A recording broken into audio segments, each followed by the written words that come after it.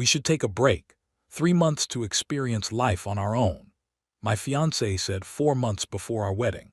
I agreed, then drafted a contract that would force her to finally face the consequences. Reddit, am I taking crazy pills here? My fiancée Monica and I have been together for 4 years, engaged for 8 months. Wedding is supposed to be in October, venue booked, invitation sent, deposit checks cashed, the whole 9 yards. 3 weeks ago, Monica came home from her girls' night out and asks if we can talk. She sat me down on our couch, the one we picked out together last year, and just started talking. Jackson, I've been thinking a lot lately, she says, fidgeting with her engagement ring. About us, about the wedding, about everything. My stomach dropped. Nothing good ever starts with "I've been thinking." I love you, she continued, but I feel like we're rushing into this whole marriage thing without really knowing if we're compatible long term. Compatible, I set down my beer. Monica, we've been together 4 years. I know. She waved her hands like she was trying to calm down an angry client. But think about it, we got together in college, moved in together right after graduation. We've never really been independent adults. What are you saying? She took a deep breath. I think we should take a break this summer, just a pause, 3 months to experience life on our own before we settle down forever. I'm staring at her, waiting for the punchline. A break, 3 months before our wedding. It's not about not wanting to marry you, she says quickly. It's about making sure we're choosing each other for the right reasons. It's like quality assurance for relationships. Quality assurance. She's talking about our 4-year relationship like it's a software update. Monica, what exactly does this break involve? Well, we'd live separately for the summer. Her proposal sounds like a calculated risk assessment, clinical and detached. She's pitching this break with the enthusiasm of a corporate strategy meeting, completely oblivious to the emotional grenade she's just lobbed into our relationship. Her eyes are bright, almost excited.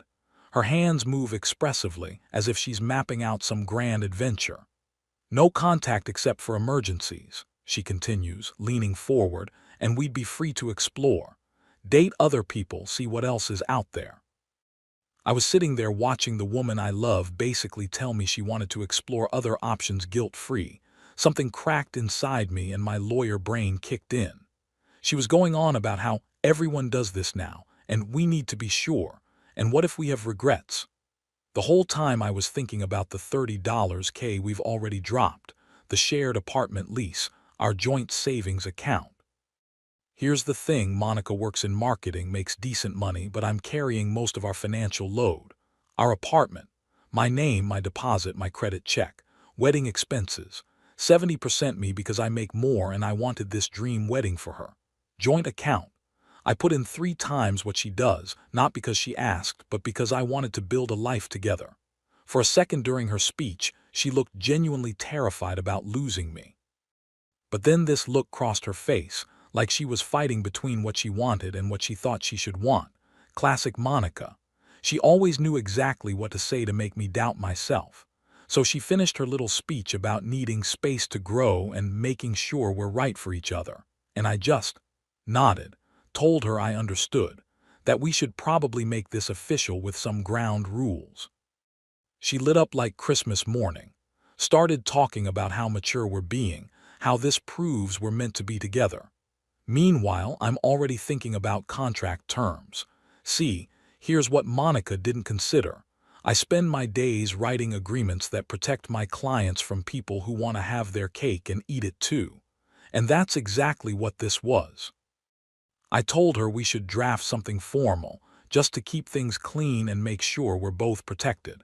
She thought this was incredibly romantic, like we're sophisticated Europeans or some shit. Spent the weekend drafting what I'm calling the summer break agreement. Monica thinks it's just about who keeps the apartment and whether we can date other people. She has no idea what she's about to sign. The contract covers all the basics Monica expected. She moves out, and I keep the apartment since it's in my name anyway. No contact between us except for actual wedding planning emergencies, which I defined very narrowly. Complete financial separation with all joint accounts, frozen, and each person responsible for their own expenses during the break. There's even a dating clause that technically allows seeing other people, but with enough conditions and notification requirements to make it complicated.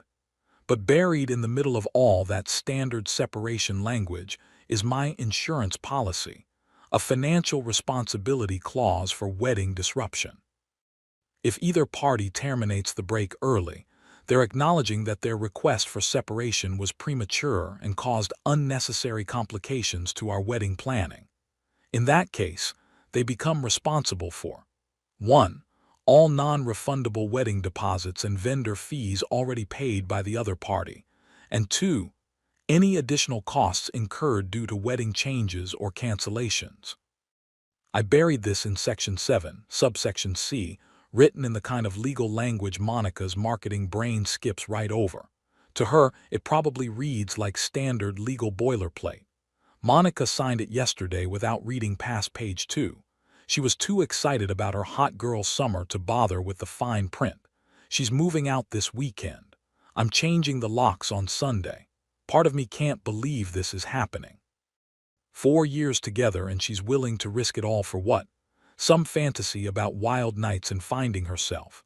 But another part of me, the lawyer part, is almost curious to see how this plays out. I know Monica. I know she's not thinking long-term. She's thinking about validation, attention, the grass is greener syndrome. What she's not thinking about is what happens when September rolls around and she wants to come back to a life I might not be willing to share anymore. This is probably above Reddit's pay grade, but am I protecting myself or am I being vindictive? Should I have just said no and forced a real conversation? Edit. To answer the most common questions, yes, I still love her. No, I don't think she's cheating yet. And yes, I realize this might end our relationship permanently. Plot twist. Being a lawyer finally paid off in my love life. Update 1. Posted 2 weeks ago. So, the thing is, every single person who said she's already got someone lined up was right on the money. So Monica moved out last Saturday. I helped her pack. We had this weird cordial goodbye where she kissed my cheek and said she loved me and would see me in September. Like she was going to summer camp. I changed the locks Sunday morning and then just sat in our apartment. My apartment now, I guess. It was so quiet. 4 years of shared space, and suddenly it's just me and the echo of my own thoughts. But here's where it gets interesting. Monica lasted exactly 5 days before she started testing the contract boundaries. Wednesday night, she shows up at my door with takeout from our favorite Thai place. Says she missed me and thought we could have a friendly dinner. I remind her about the no-contact clause and she gets this look, like she's forgotten there are actual consequences to her choices. Come on, Jackson, it's just dinner. We're not getting back together. That's when I realized Monica never actually read the contract.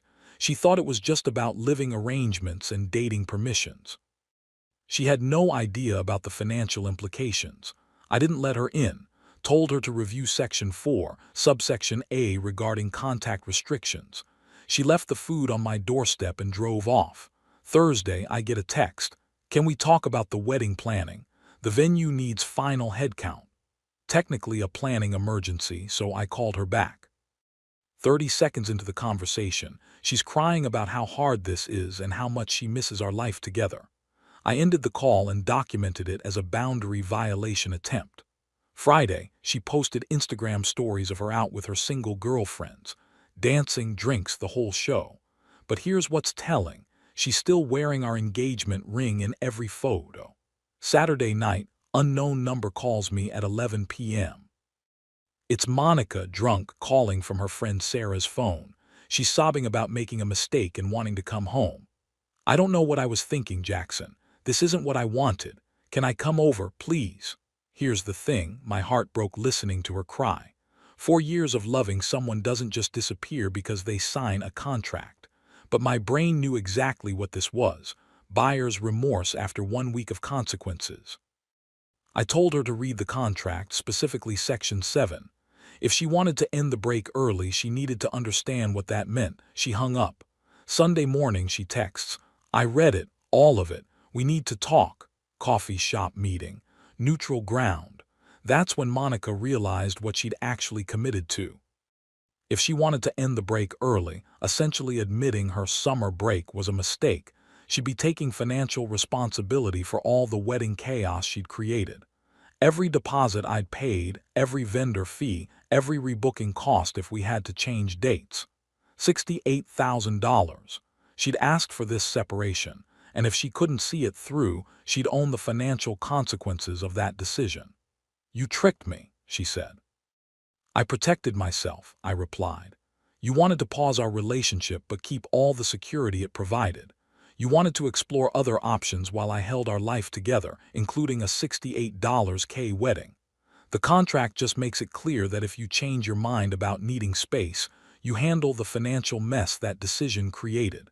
You asked for this break, Monica. If you can't commit to it, that's on you." She left without another word. But here's the really messed up part. I think I'm starting to see who Monica really is for the first time. Not the woman I fell in love with, but the person who could look at 4 years of partnership and think, "Let me just pause this while I see what else is out there." The woman I loved wouldn't have asked for this break. She would have talked to me about whatever she was feeling. We would have worked through it together. This Monica. This Monica wants safety nets and backup plans. She wants to test drive other lives while keeping ours in her back pocket. I don't know if I want her back anymore. Edit. Some of you are asking if I'm being vindictive. Maybe. But answer me this: if your partner asked for a break 3 months before your wedding, wouldn't you want to know they were serious about the consequences? Monica's friends have been reaching out. Apparently I'm controlling and manipulative for trapping her with legal language. Yeah, okay. I trapped her by letting her get exactly what she asked for. Update 2. Posted 1 week ago. This is probably going to be my most insane update yet, and that's saying something. So after Monica realized what she'd actually signed, she went full nuclear trying to get out of the contract. First, she claimed I'd coerced her into signing. Then she said it was unconscionable and wouldn't hold up legally. Then she tried to argue that my failure to explain the terms clearly made the whole thing invalid. I reminded her that she's engaged to a lawyer, not a scam artist. Every clause in that contract is ironclad, and she signed it with full legal capacity after requesting time to review it. But here's where shit gets real. Monica wasn't just having second thoughts about the break. She was having second thoughts because her freedom summer imploded spectacularly. Remember how I said Reddit called it? Well, you guys were right about the someone already lined up part, but wrong about it being an affair. It was worse. Turns out Monica had been in touch with her college ex-boyfriend Derek for months. You know, the one who got away. The one she mentioned maybe a few too many times over the years, always with this wistful look. The one I always suspected was the real reason behind this whole break idea. Derek lives in Austin now, works in tech, never married, looks exactly like the kind of guy who posts gym selfies and quotes about authentic living. Monica flew down there last weekend for what she told me was a girls' trip with Sarah. Except Sarah was never going to Austin. Monica went alone. Here's the beautiful part. Derek was initially very excited to reconnect with his college girlfriend, right up until Monica explained she was engaged and only taking a break from her relationship. Apparently, Derek has principles I didn't expect. His exact words, according to Monica's tearful confession: "I'm not going to be your midlife crisis experiment. Figure out your life, then call me."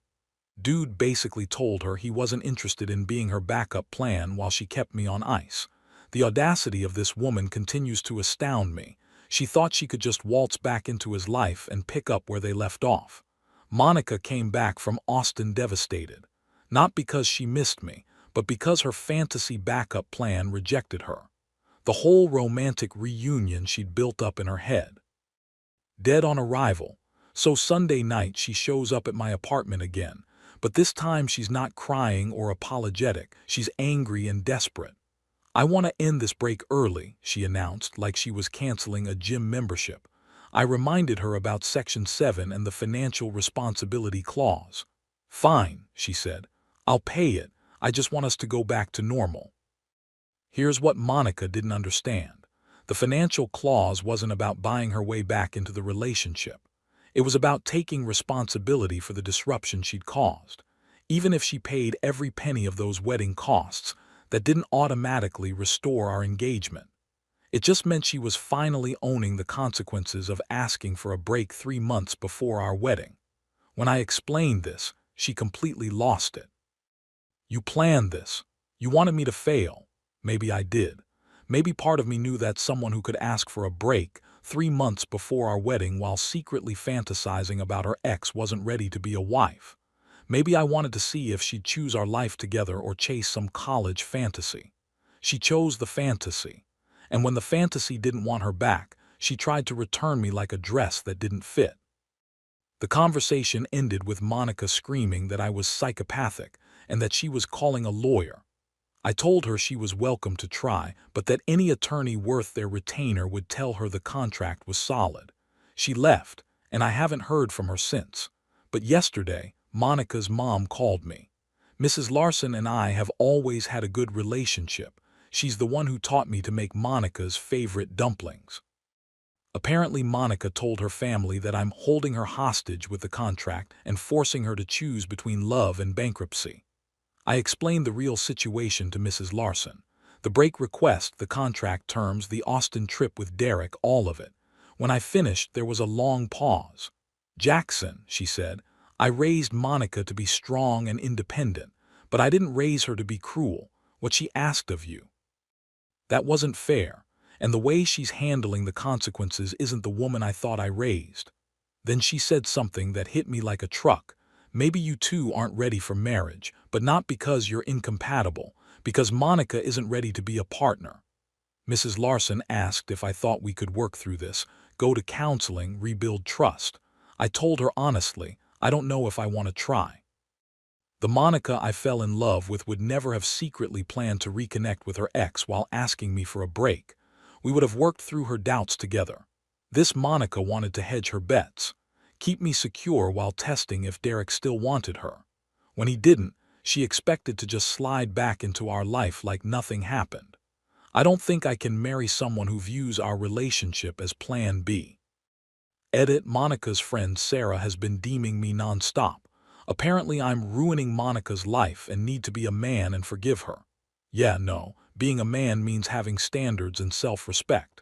Several of you have asked about the wedding. It's still technically scheduled for October 15th, but honestly, I'm starting to think there won't be a wedding to cancel.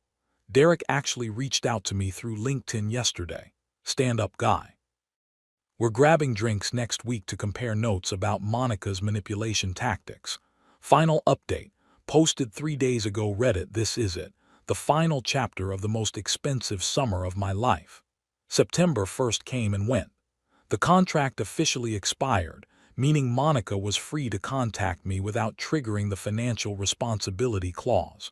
I waited to see what she'd do. She waited exactly 6 hours. At 12:06 a.m. on September 2nd, my phone lit up. "Contract's over. Can we talk?" We met for coffee yesterday morning. Neutral ground, public place. Monica looked different, tired, like the summer had aged her more than 3 months should. But there was something else, a desperate edge I'd never seen before. She started with a scripted apology. How she'd been selfish, how she'd taken our relationship for granted, how the break was the biggest mistake of her life. All the things you'd expect to hear from someone whose backup plan had fallen through. But then she said something that stopped me cold. "I know you're still angry about Derek, but nothing happened between us. He wouldn't even kiss me because I was engaged to you." I hadn't mentioned Derek. She brought him up on her own, which told me everything I needed to know about her guilt and priorities. "Monica," I said, "this was never about Derek specifically. This was about you looking at 4 years of partnership and thinking, let me just see what else is out there first." She tried to interrupt, but I kept going. "You didn't want space to grow or find yourself. You wanted permission to shop around while keeping me as your safety net. You had your college fantasy all planned out, and when he rejected you, you came running back to your reliable fiancé." The conversation went on for 2 hours. Monica cried, apologized, promised things would be different. She'd blocked Derek on everything, she said. She was ready to commit fully, go to counseling, whatever it took. For a moment, watching her break down, I felt that old protective instinct kick in. For years of loving someone doesn't just disappear. But then I remembered her face when she first asked for the break, that excited, liberated expression when she thought she could have both security and adventure. Here's what I realized over these 3 months. Monica had always been hedging her bets with me. The break wasn't some sudden impulse. It was the logical conclusion of how she'd been treating our relationship all along. The woman who could secretly plan to reconnect with her ex while asking for a break is the same woman who kept Derek on social media just as friends. The same woman who never quite moved all her stuff into our apartment, always keeping one foot out the door. The same woman who'd mentioned Derek just often enough to keep him in my mind as a threat. I've spent 12 weeks watching Monica try to activate her backup plan, fail, and then attempt to return to me like I'm some consolation prize. That's not love. That's convenience with a dash of panic. So I told her no. "What does that mean for us?" she asked, and I could see genuine terror in her eyes. "It means we're done, Monica. Really done this time." She left the engagement ring on the table. I'm still not sure if it was a dramatic gesture or genuine surrender, but I didn't pick it up. The wedding is officially canceled. I've spent the last 3 days calling vendors, explaining the situation, dealing with the financial fallout. Monica never triggered the financial responsibility clause because she never officially terminated the break early. When I ended the engagement after the contract expired, that was my decision based on what I'd learned about her character, not a contract violation. So we're splitting the wedding costs according to our original arrangements, painful but not catastrophic. Monica's been texting me regularly since our conversation, alternating between begging for another chance and accusing me of being vindictive. Neither approach is working. Mrs. Larson called me again yesterday. She understood my decision, she said, but was sad to see us end this way. "You would have been a good son-in-law, Jackson. I hope Monica learns from this." "I hope so too. Some of you said I was too harsh, that love means forgiveness and second chances. Maybe you're right. Maybe in 5 years, Monica and I will laugh about this over drinks and wonder what we were thinking.